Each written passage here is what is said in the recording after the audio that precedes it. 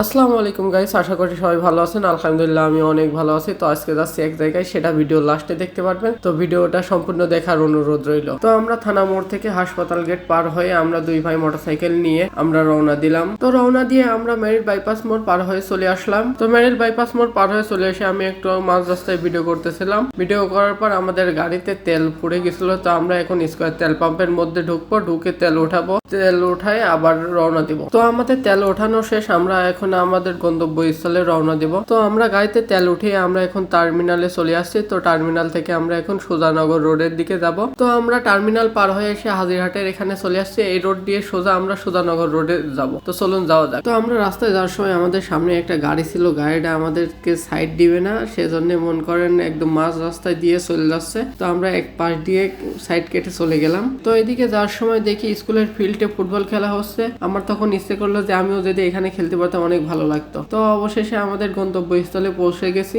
তো মূলত আমরা এখানে আসলাম এই যে আমাদের আপুর বাসায়। তো আপুর বাসায় আসলাম এই একটা কাজ, সেই কাজটা হচ্ছে এই যে এই বড় টেলিভিশনটা দেখতেছেন, এই টেলিভিশনটা নিতে। তো টেলিভিশনটা খোলা হয়ে গেছে, আমরা এখন বাসায় নিয়ে যাব। তো চলুন বাসায় নিয়ে যাওয়া যাক। আজকের ভিডিও এই পর্যন্তই। সবাই ভালো থাকবেন। আসসালামু আলাইকুম।